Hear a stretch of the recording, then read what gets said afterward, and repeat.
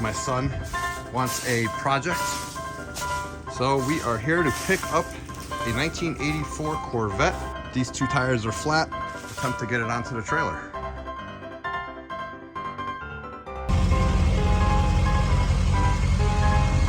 Hey, little guy. Oh, there he goes.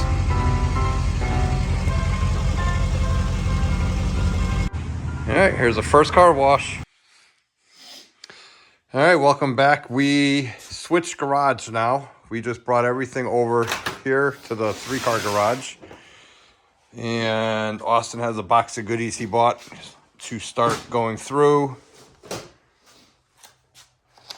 The car, new throttle cable, coolant, radiators on order, radiator hose. So we brought it over to this garage where the pit is because we have to go underneath and I want to change the oil on this engine also. So gave us the excuse to empty out the bay 2 and 3 and clean it. And hopefully tomorrow I'll get my 2-car garage back. All right, well, just get you caught up on this one. We just finished running a new throttle cable through the firewall right there, around and over. Austin is taking off the cruise control. I'll show you at the end. He's taking off the cruise control since he's not gonna have cruise control. So he's gonna just take off that whole cable. We found out that's what that is. So that's gonna be that much less clutter in here. I put a new hose on the brake booster. So that's done, and the throttle cable. I'll show you that side once he's out of the way. So if you're following my channel, you know we're working on this Corvette, and now it's in my work bay, which is bay 2 with the pit. So I got evicted from my own garage by one of my own projects, and a lot of my equipment is outside here. I just extended all this parking here. And so now what I'm going to do is I'm going to attempt to organize all my equipment. It's kind of just scattered all about right now. So I'm going to go around and organize all the equipment, get it in proper parking spots if I can figure out a way to do it. I also neatened up all this behind the shed. I'm gonna actually get rid of a lot of this stuff, but I use it to restore sidewalks and patios, especially the clay pavers. They're all different, so you kind of got to keep a little of each. So anyways, I'm gonna start trying to organize this as best I can. Wish me luck. All right, today's the day. We're gonna replace the radiator and the upper and lower hoses. We're gonna start, but we're also gonna open up the pit. So he's gonna drive out. We're gonna open up the pit so we can drive in because we want to bleed the brakes and change the oil at the same time. So, all right, back it up.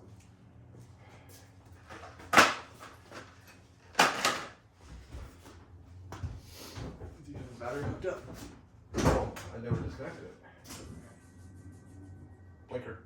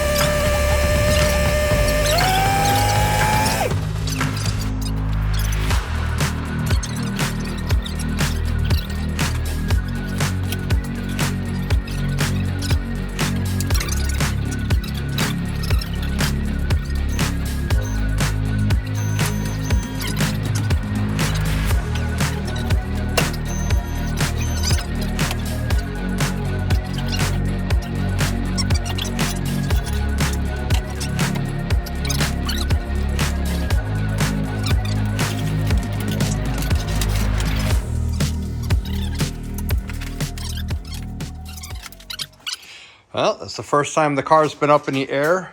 We only need it up a little bit just to do the oil change, and because we have the pit oil change and bleed the brakes and inspect it. So he's underneath there for the first time checking it out, and he's going to be working on the radiator today.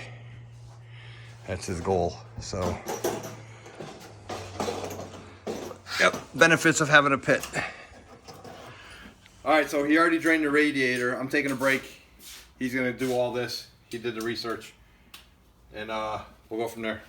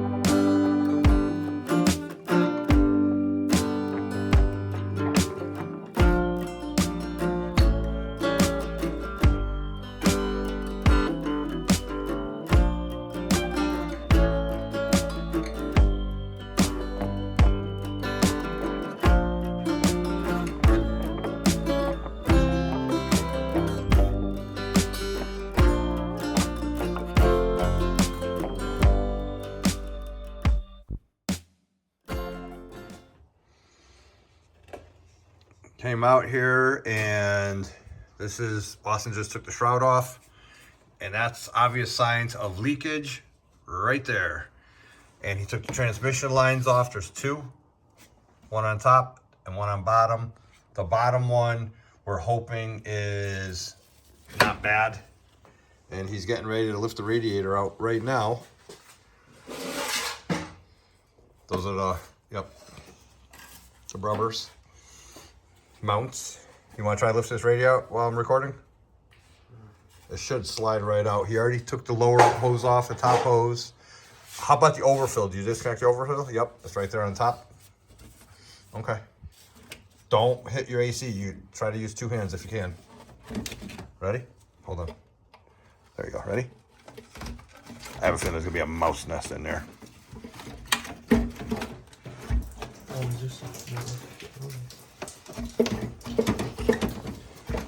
Hold on, pull it forward, tip it to the back of the engine. Yeah, that's gotta be washed. Hold on.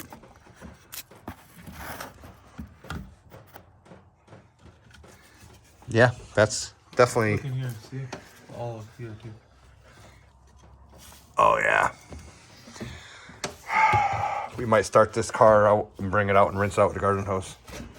Oh, you can't. You got the transmission line disconnected. Stuck on. Your lower radiator hose, probably. Oh, look at that. I don't need to disconnect the lower shroud. Do I? No, that's. No, look at the bolt. The bolt from the lower transmission line is cut. It's like out into the shroud. That? Yeah. What do you mean it's out? Oh. It's not a slice? Oh, you know why? All right, I gotta shut the camera off. So there's a little evidence of some rodents. This is for the air conditioner. Radiator sat right there. And we ended up having to just Dremel a little spot of this fiberglass off on this side just to get the transmission line out. I don't know if you're gonna be able to see it, but over here, because it sits in here. So just to get the right there.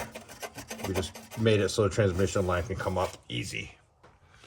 So he's gonna shop vac all that out, and then he's gonna go in the other side over here and shop vac all that out. I'm hoping that lower transmission line survived. Let me see if I can zoom in on it.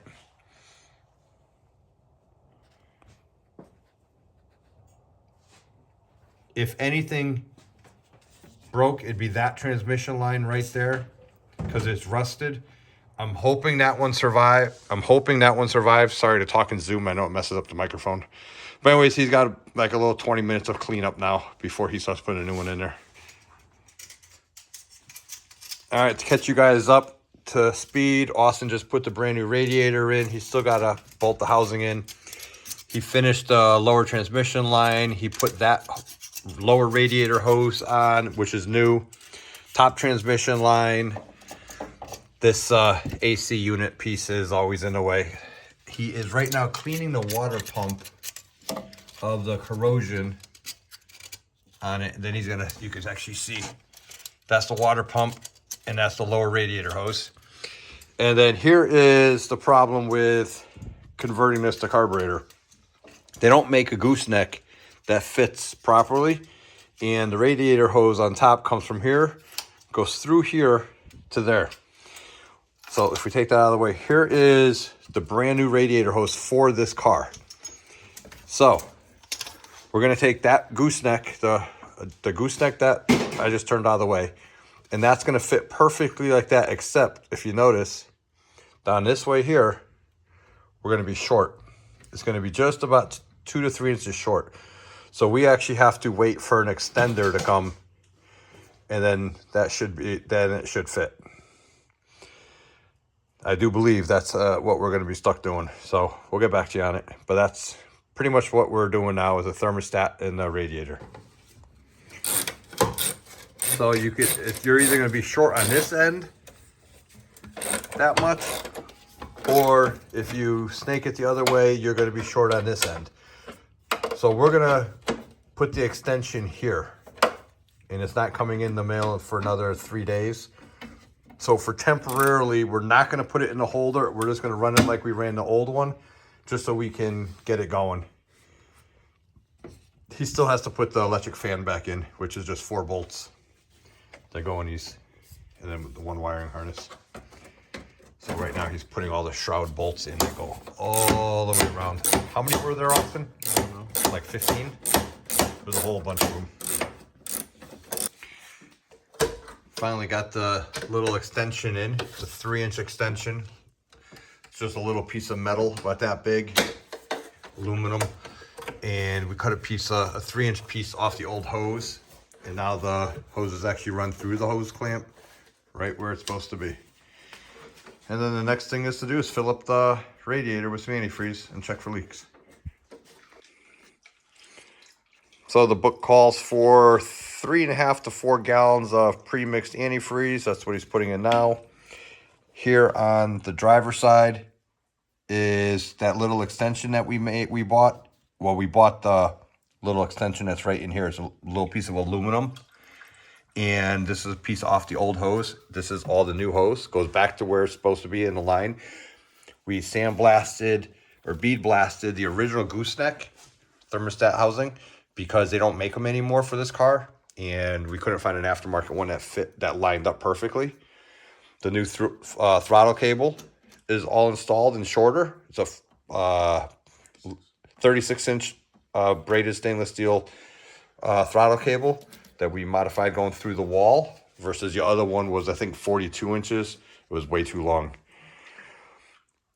So this is getting there. The only major thing we're waiting on now is a fuel regulator, which is going to be over there when that gets here in a couple more days. So we're going to continue filling this up, and then we're going to fire it up to see if it holds pressure, and hope our transmission lines, which is the only thing I'm worried about, are the transmission lines, the lower one, because the lower one had a little bit of rust on it when we took it off. But we'll see. No.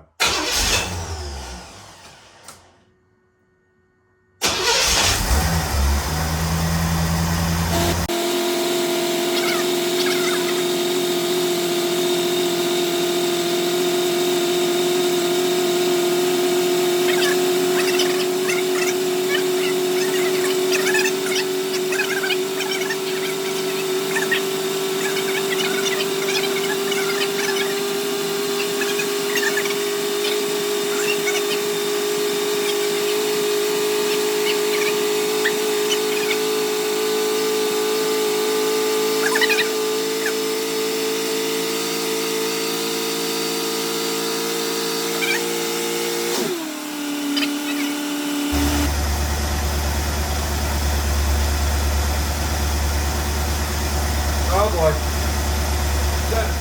Look underneath. Look underneath. All your transmission fluid is poured out. Oh. I don't think that line was good. Alright, so this is one reason we're doing a test. And that's exactly what I was afraid of. I'm not worried about the coolant. The coolant came out of the top. But look at all the transmission fluid all over the place. The coolant's just coming out of the top, far as we know. I'm not worried about that. That's because I shut it off without the cap on. I just happened to look down and we saw all the oil. So it's probably going to be the bottom transmission line, which is going to be a nightmare to replace. Let me get it in focus. Hold on. All right, so I think we found the leak. All right, shut it off. And as you can see, that's that lower transmission line, which is the hardest one to get to. That's all the transmission fluid, which definitely looks like it could be using a change. A little brown, but I'd much rather have done this on a convenience, not a necessity. All right, so now we got to figure out that line. Starting to replace the broken transmission lines. He's gonna do both of them. There's a lower one that's definitely leaking. Here's the upper one that's not leaking. And then they go along the frame, down around, and up to the transmission. I do believe all on the passenger side. And he bought the stainless steel braided rubber ones. I think they're 72 inches, the ones he bought. They should 70 inches, he said. So it should be long enough. So we will see. And he is down in the pit. Like I said, another benefit of having a pit in the garage. All right, we'll check back in with him in a little while. So I'm going to take you underneath the car. What Austin is working on now is the lower transmission line is leaking, is broken at the new radiator. So he ended up buying stainless steel braided flexible lines. They are 76 inches long. Transmission cooler hose kit. Right there. We're going to try it. They're made in China. And we are down there fighting with it right now. Let me show you underneath what we are working with. Looking forward toward the engine from the back of the car. Here are the two transmission lines. And they go into the transmission up here. I'll show you in a minute from there. There's a bolt, a 10 millimeter bolt holding the two transmission lines right onto the cross member right there that he just got off right up here somewhere. And then they snake over and up. And we were going to try to drop the exhaust. And that's why the torch is out, and that's why I'm not doing it. One bolt broke on the exhaust manifold up here, and they're studs. So you can't really repair them. But the transmission lines are right there. I'm trying to hold the light at the same time. So there's your transmission lines. The bottom one we think on the transmission is a broken one, but we're going to replace them both. There we go. That's a little better. So we're going to replace them both. It's just there's no easy access to them. So we used a crow's foot to break it loose, and that worked. So now we're going to just take that one out. And once we get the bottom one out, we'll take the top one out. Should be a little easier access. And the new ones are flexible, so they should be a lot easier. Underneath the car, this is how we got the transmission line. Use the crow's foot. We're using a 1/2-inch crow's foot to get the bottom one off. See, the bottom one's already off. Then we had to cut it in 3 pieces with a Sawzall. And now I'm getting the top one. It's a crow's foot, a swivel, and 18 inches of extension. And I can't do it one-handed, but that's how I'm getting it. And they break, and I already broke it loose. So now I'm just loosening it with this as best as I can. The top radiator hose, coolant hose, the top transmission hose on the radiator goes to the lower transmission line on the transmission. Top to bottom, bottom to top. So we're getting ready. I haven't been doing much recording, but we're getting ready to back it out. We just put a new, if I can do this without it falling on me one-handedly. We just put a new radiator in, and the transmission lines leaked. So we got braided stainless steel radiator lines, flexible ones, going down to the transmission now. We just finished putting these on. And then we had to put adapters in here. I'll go through all that eventually. I'll try to remember and go through everything that we had to do. So, and we got the new braided throttle cable in there. So we're just getting ready. We just put some coolant in it. And we're going to warm it, fire it up, and we're going to back it out of the garage. He's moving the charger right now. And we're going to let it warm up and see how it goes. Make sure the thermostat's opening and closing and all that kind of stuff. While we were waiting for parts, he actually found the bumper and put the bumper on temporarily. I think it's just zip tied on right now.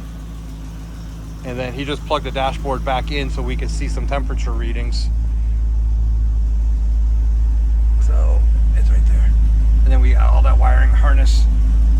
What a mess of wires. Sounds good though.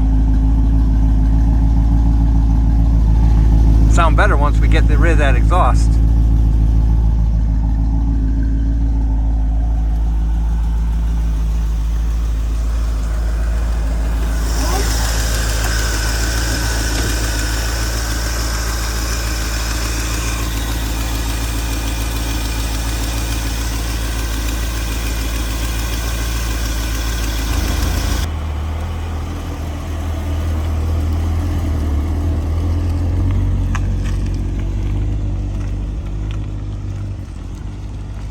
I guess he trusts the brakes. He just got through telling me he doesn't trust the brakes and he's going downhill. No brake lights though.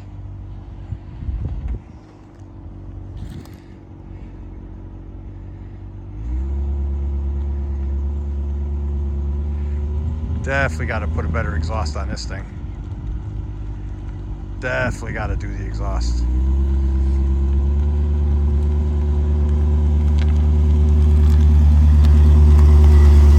No brake lights at all.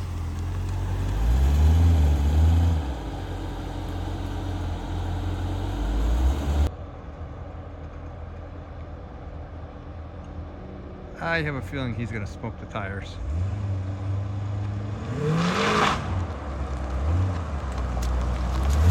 Oh, just a little.